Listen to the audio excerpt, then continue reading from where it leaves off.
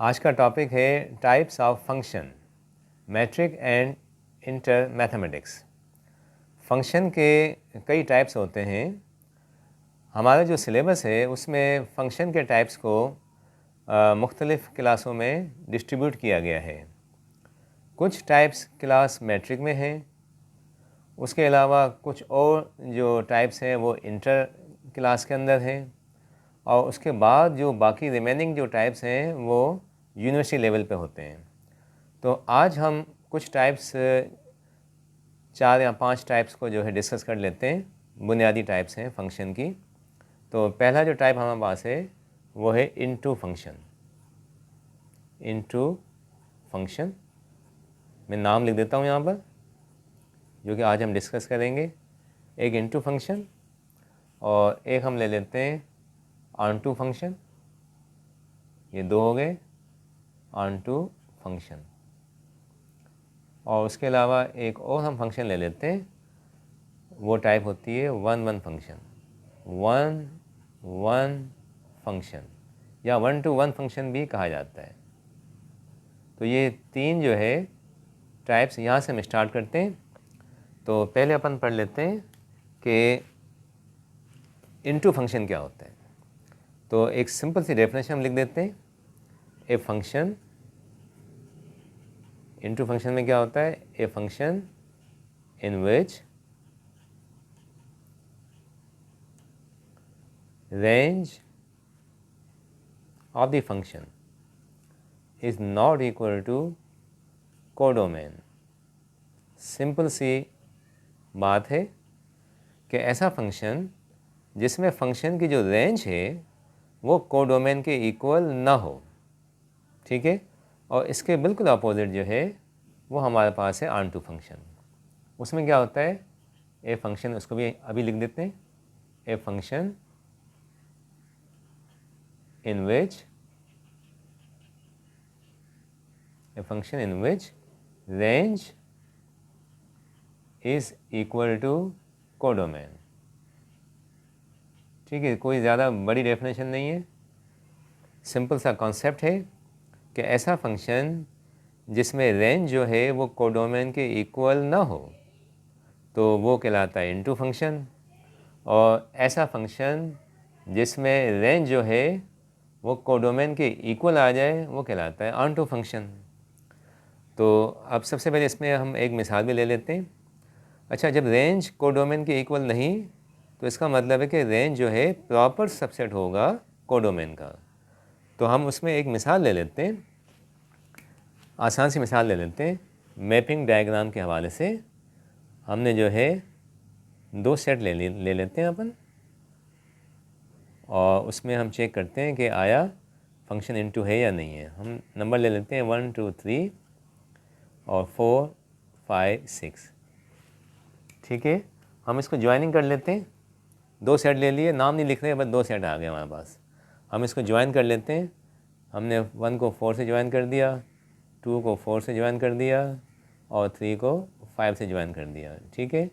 अब ये फंक्शन हमारे पास मौजूद है।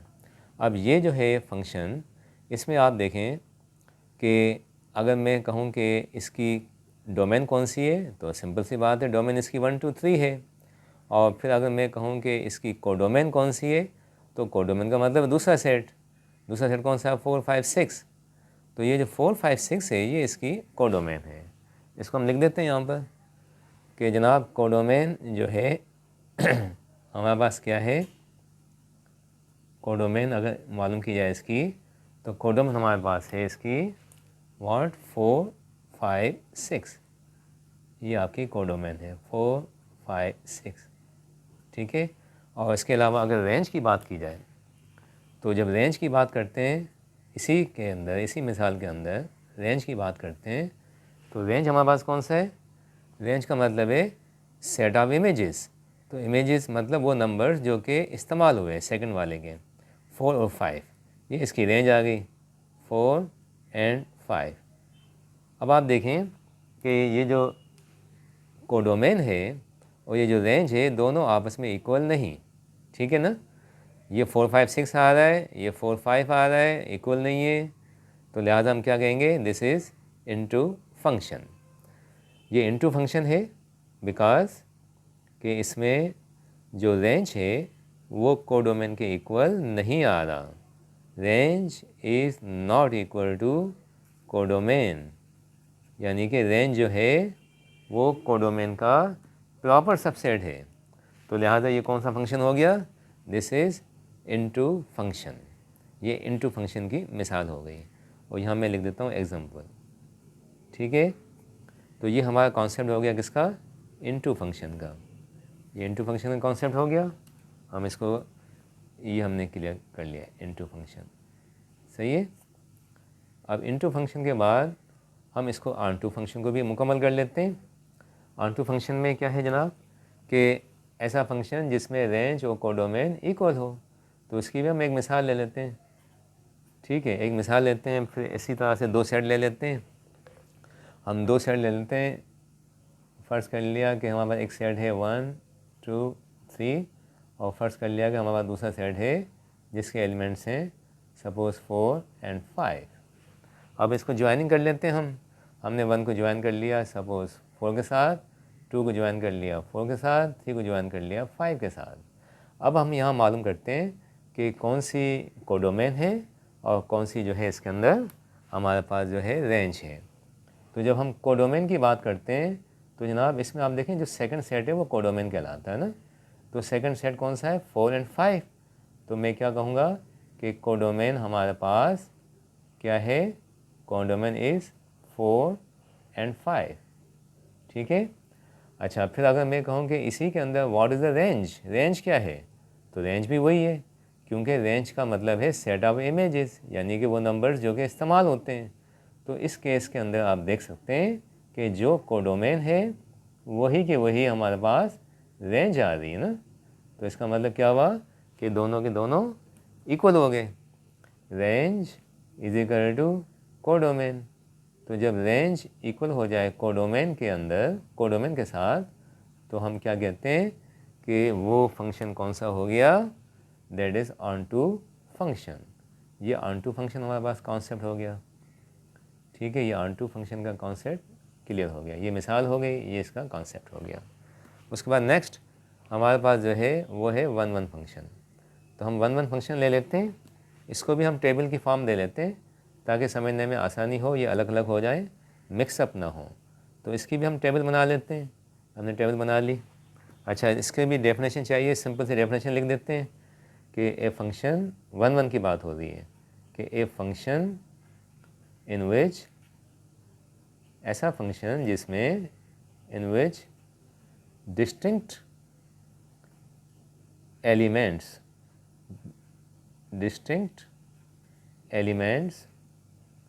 of domain, distinct elements of domain have distinct images in codomain या रेंज। ठीक है, ये हमारी डेफिनेशन हो गई इसकी कि ऐसा फंक्शन जिसमें डोमेन के मुख्तलिफ एलिमेंट्स के रेंज के अंदर मुख्तलिफ इमेजेस हों। मतलब किसी भी एलिमेंट का, किसी भी दो एलिमेंट के इमेज सेम ना हो। जैसे यहाँ देखें आप, 1 का इमेज 4 आ रहा है, 2 का इमेज 4 आ रहा है, मतलब दो मुख्तलिफ एलिमेंट्स का इमेज एक जैसा आ रहा है। यहाँ ऐसा नहीं होता। यहाँ क्या होता है कि हर एलिमेंट का इमेज बिल्कुल अलग होता है। तो इसकी मिसाल हम ले लेते हैं इसी तरीके से, जिस तरह से अपन ने यहाँ 2 सेट ले लिए, यहाँ भी 2 सेट ले लेते हैं। ठीक है, और यहाँ पर 2 सेट कौन कौन से ले लेते हैं? हमने ले लिया 1 2 3, और यहाँ पर भी ऐसे ही ले एलिमेंट 4 5 6 ले लें। ठीक है, अब इसको ज्वाइन कर लेते हैं। चलिए, हमने 1 को 4 से ज्वाइन कर लिया, 2 को 6 से कर लिया, और चलें 3 को 5 से कर लिया। अब आप देखें कि 1 का जो इमेज है 4, तो 2 का इमेज कुछ और है, उसका इमेज 6 है, और 3 का इमेज बिल्कुल ही अलग है। तो ये अलग अलग एलिमेंट्स के इमेज भी अलग अलग आ गए, कोई भी इमेज रिपीट नहीं हो रहा। तो इस केस के अंदर हम क्या कहेंगे? This is 1 1 function. तो 1 1 फंक्शन की बात समझ में आ गई कि ऐसा फंक्शन जिसमें हर एलिमेंट का इमेज बिल्कुल अलग होता है। अब इसको समझने के लिए एक हिंट भी हम दे देते हैं ताकि आसानी से याद हो सके कि कैसे जज किया जाए। तो इसको जज करने की हिंट होती है बड़ी आसान सी, वो मैं हिंट यहाँ लिख देता हूँ कि आप देखते ही कैसे जज करेंगे। देखिए ये जो सेकंड सेट है ना कोडोमेन, इसके अंदर अगर कोई एलिमेंट बच जाए, ठीक है, कोई एलिमेंट ऐसा आ जाए जो कि यूज़ ना हो, तो समझ लें कि ये आपका इनटू फंक्शन है। ठीक है, तो सिंपल सी हिंट में लिख रहा हूँ, समथिंग यानी कि कुछ ना कोई element, something left in codomain. अगर कोडोमेन के अंदर कोई चीज़ रह जाए, मतलब कोई एलिमेंट रह जाए, ठीक है, तो हम क्या कहते हैं कि वो है इनटू फंक्शन। अच्छा, अब यहाँ की हिंट क्या है, इसकी हिंट भी मैं आपको बता दूँ। इसको जज करने का आसान तरीका यही होता है कि क्या होता है कि सिंपल आप देखें तो जज कर लें। वो ये होता है कि एलिमेंट्स न यहाँ से रिपीट होते हैं न यहाँ से रिपीट होते हैं। तो हम क्या कहेंगे, no repetition of elements, no repetition of elements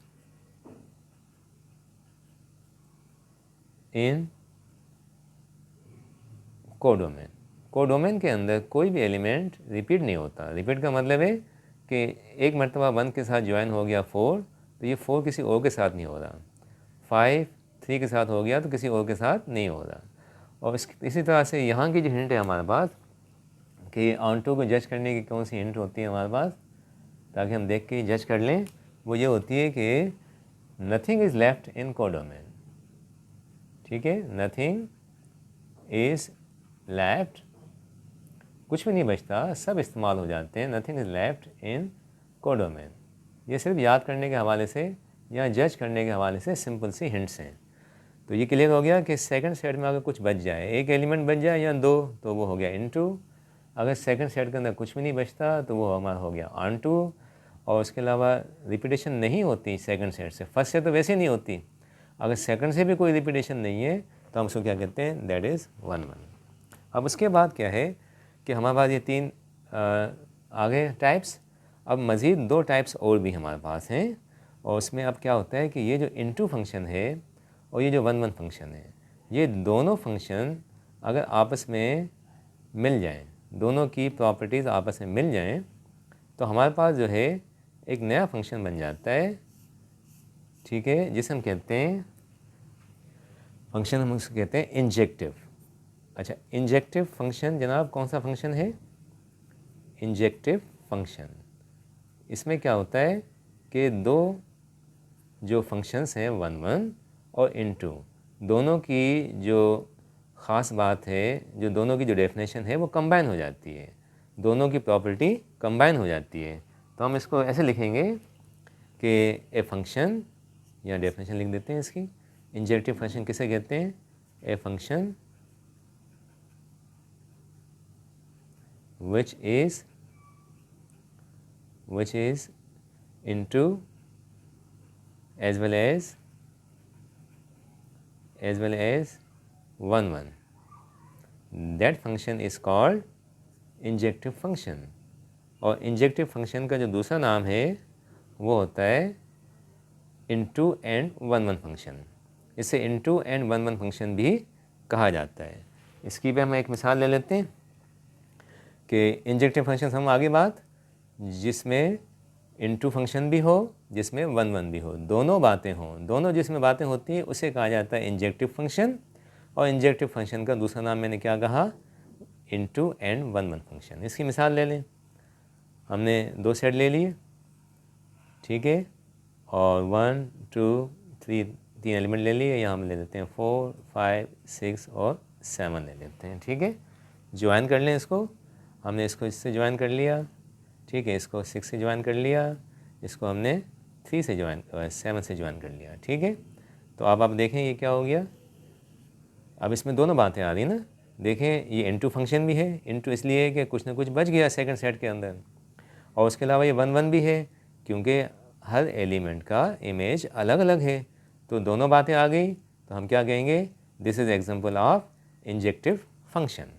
अब इसी तरह से अगर ये 1 1 ऑन टू के साथ कंबाइन हो जाए। अभी तो ये दोनों कंबाइन हुए, अगर ये दो कंबाइन हो जाएं कौन कौन से, ऑन टू और वन वन, तो फिर जो फंक्शन बनेगा उसका हम नाम देते हैं bijective function.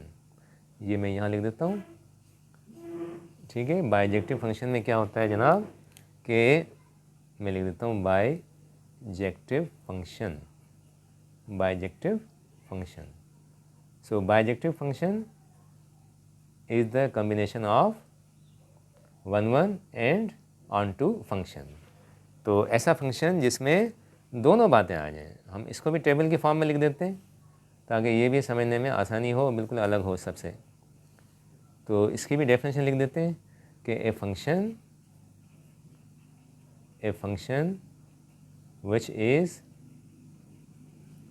which is onto as well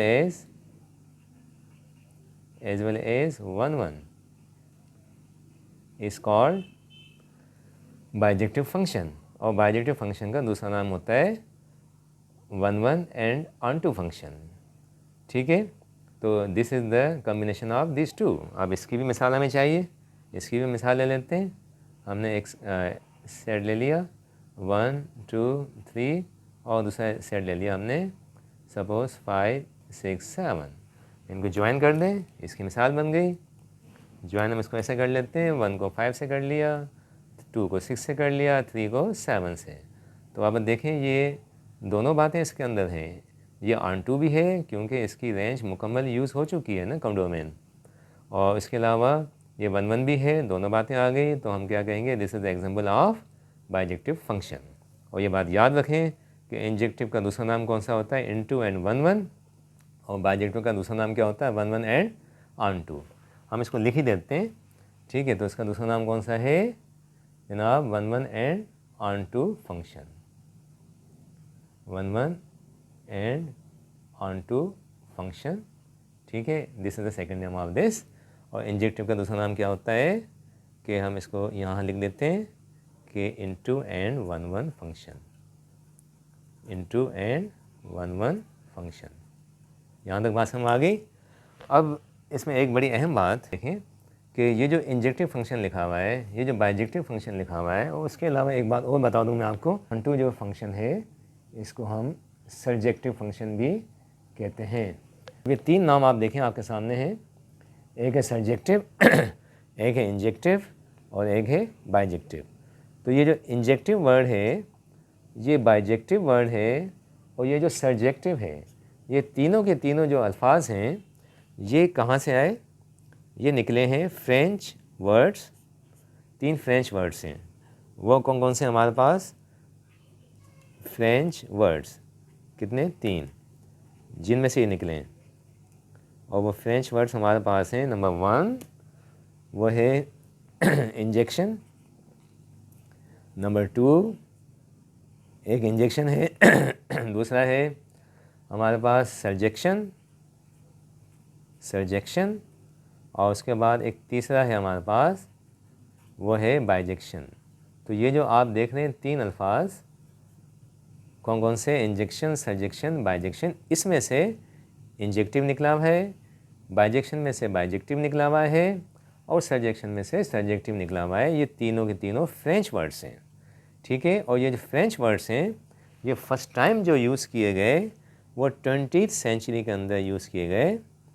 वैसे फंक्शन का कॉन्सेप्ट तो 17th सेंचुरी का है, मगर 20th सेंचुरी के अंदर एक एसोसिएशन थी, एसोसिएशन ऑफ फ्रेंच मैथमेटिशियंस, एक एसोसिएशन थी मैथमेटिशियंस की, उसमें मेजॉरिटी थी फ्रेंच मैथमेटिशियंस की एक एसोसिएशन थी, और उसका एक नाम है, उसका नाम भी मैं बता देता हूँ आपको। उसका जो एसोसिएशन का नाम है वो है निकोलस